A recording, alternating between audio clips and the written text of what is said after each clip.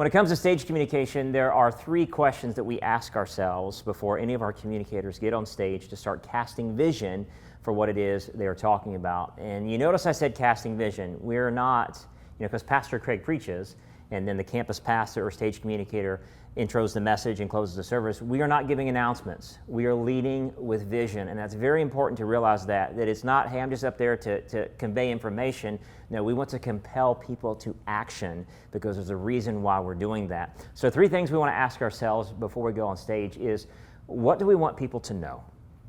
We want them to know that they care, that they matter to us, and we're happy they're here. A second thing you want to ask them is, what do you want them to feel? You want to connect with them emotionally, because emotion spurs action. Emotion makes things happen. So number 1, we want to ask them, what do we want them to know? 2, what do we want them to feel? And number 3, what do we want them to do? Those 3 questions go through our minds every time we get on stage, and we want to go through each one of those steps in our communication, regardless of how long or short that communication is. So when it comes to connecting with people emotionally and making sure you're engaging when you're talking to folks from stage, it's important to acknowledge that you don't want to go at the same pace all the time, because there is no fast unless they're slow. There is no loud unless they're soft.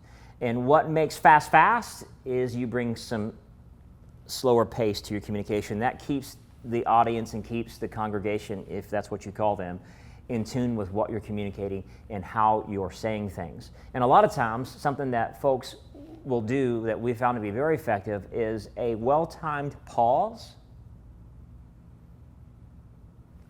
is just as important as a well-crafted statement or thought, because that pause will make the whole room zoom into what you're saying and what you're communicating.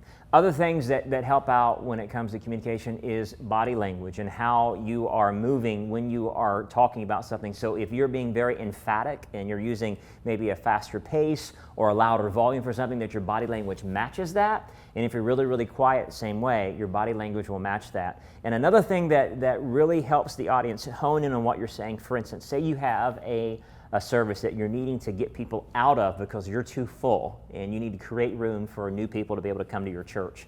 When you're casting vision and giving them reasons why they can be a contributor to seeing more people coming to know Christ by getting out of that service and going maybe to a less attended one, if you have a stool or a bench on stage and you're beginning to talk and you say, you know what, there's something I want to share with you, and you just pull a stool up to the front of the stage and you sit down, the entire room is going to be honed in on what you're going to say and listen intently, because they're like, man, that guy or girl, they have something they want to say and I need to listen, and we can effectively communicate that way. So in summary, 3 things you want to ask yourself every time you're communicating from stage is, what do I want the audience to know? What I want the congregation to know?